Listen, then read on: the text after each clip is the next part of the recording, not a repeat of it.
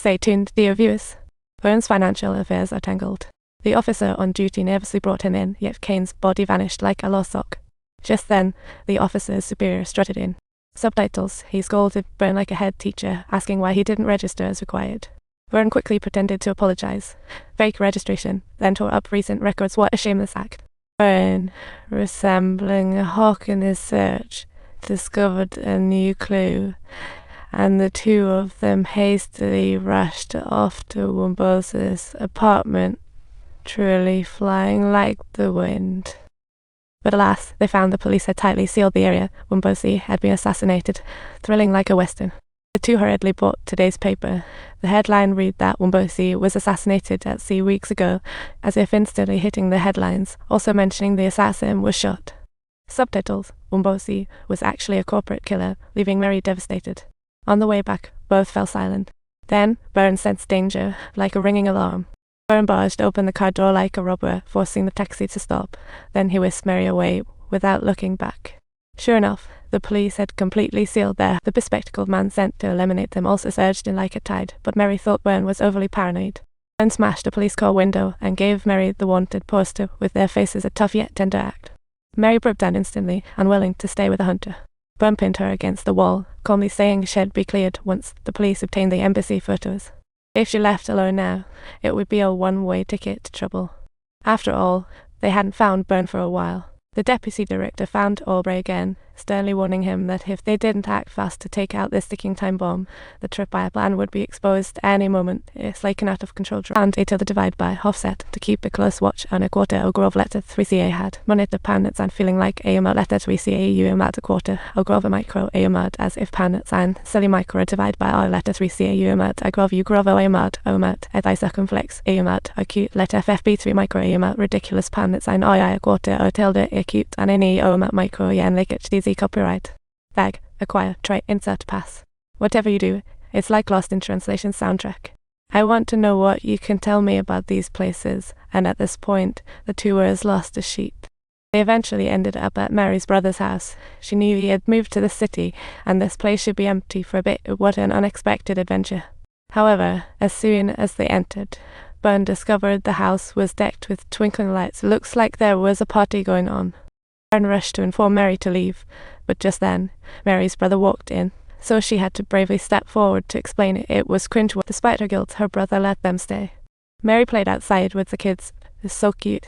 It lifted everyone's mood. Mary was cooking dinner with her brother, watching the look of contentment on his face, while Bourne felt the complex mix of emotions quietly. Mary hadn't felt home warmed for long.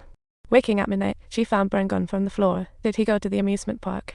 She exited the bedroom to find Bourne watching her brother's two kids. Bourne told Mary he no longer wished to revisit his past, a truly helpless choice.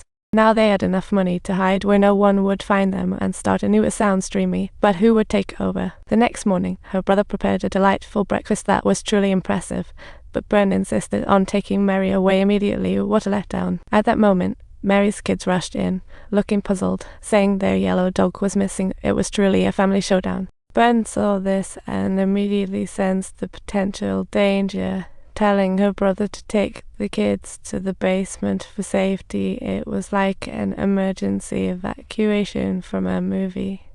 Mary dialed the room phone, but found it silent. It seemed like the assassin was truly here. Bourne opened the drawer and pulled out a box of bullets. Surveying the surroundings, it felt like a scene from a movie. He quickly grabbed the rifle hidden in the cabinet, stepping out like the hero of an action film. Rounding the back of the house, Bourne shot the oil barrel, igniting flames like a mini-sun, blocking the glasses guy's view in an instant.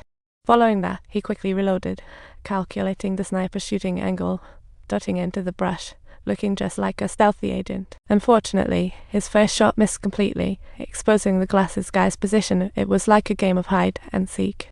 The glasses guy swiftly detached the silencer, readying a quick getaway, as Bourne arrived at the wood's edge, facing a tense clash. At that moment, Bourne heard birds chirping to divert the enemy. He fired skyward instantly, like a hunter. Startled birds took off swiftly, then changed direction. Clearly, the glasses guy was fully exposed. The glasses guy pulled out his gun, ready for a hasty retreat, but the moment he stood up, Bourne, who was watching, caught him in the act utterly unfair. Bourne quickly approached with a shotgun, and after reaching range, he raised it without hesitation. Was this going to be a punchline? He hit the glasses guy's shoulder. The guy tried to grab his gun, but was shot in the left shoulder again like a scene from a play. Only then did he realize they were CIA rogue assassins for secret kills in Europe. Just as Bourne was about to ask for more information, the glasses guy passed out from blood loss. What an exhausting struggle. A few minutes later, they hurriedly packed their bags to make a quick exit. Bourne handed Mary the money pouch. It was heartbreaking. She immediately told Mary to leave, hide her tracks, and start over somewhere new. What a turning point in life. However, she willingly intended to wrap everything up herself, as if aiming for a personal perfect ending. Bourne searched the glasses guy's bag, found her phone, and dialed the last number like a mystery investigation. Old Ray, awaiting news, picked up the phone. Though the caller was unknown, their familiarity was clear a glimmer in the dark. She arranged to meet Old Ray at 5 p.m. at the new bridge in Paris, warning him to come alone talk about a silent agreement. At 5 p.m., Old Ray promptly arrived at the new bridge in Paris, but she didn't keep her end of the bargain. She was surrounded by CIA agents holding a grand gathering. All of this was under Bourne's watchful eye. She called Old Ray, angrily berating him for his lack of integrity. It was like missing trust. Then, she fitted the C's tracker to Old Ray's truck, a risky move, an adventure mission. This was Bourne's true motive for the meet. Indeed, he tracked down a CIA hideout.